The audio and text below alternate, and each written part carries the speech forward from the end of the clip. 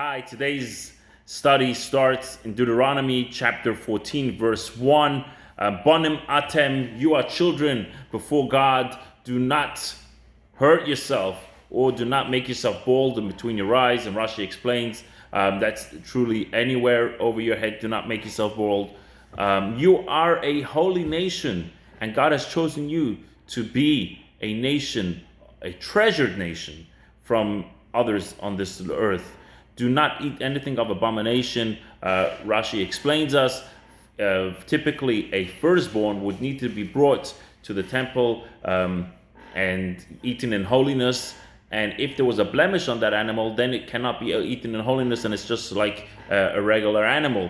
So one person may think, I'll be smart and make a blemish on that animal like this, I won't have to give it away. So to that is something that Torah says that's abomination, and if you deliberately make a blemish on that animal, you cannot eat it also for yourself. Torah continues that the kosher animals are animals that have chewed cud and have split hooves.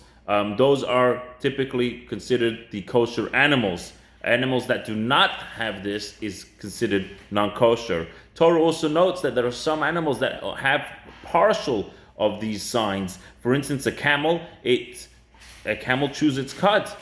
It's still not kosher. It doesn't have split hooves. A pig has split hooves, but doesn't chew its cud. It's not kosher. Torah continues that from the things that live in water, they have to have, all fish must have fins and scales to be considered kosher. If it only has one, it's not kosher. Things that fly in birds, Torah notes the ones that are non-kosher. It's not based on a specific sign. Anything that Torah does not note, then they are kosher. However, tradition has it that we only use today things that we have tradition of being used, even though there are many more that are kosher.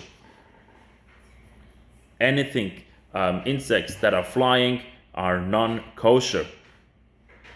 One should not eat a carcass, even from a kosher animal. Of course, only if it's shechted in its correct way before it died, then it's okay.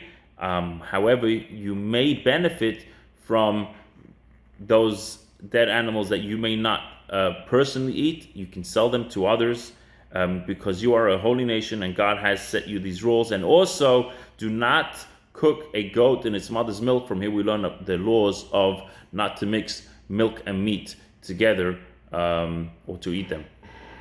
Today's Tanya, we discuss that the energy God gives to this world kind of channels itself in 613 channels. Look at the Torah. The commandments of Torah are 613.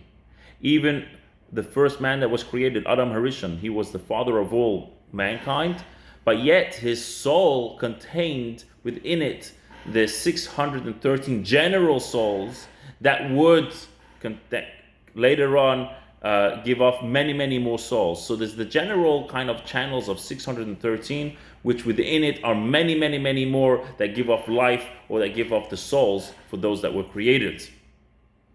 The same thing is that the 613 energies God gives into this world, of course, splinter off to many, many, many more energies that allow everything to exist.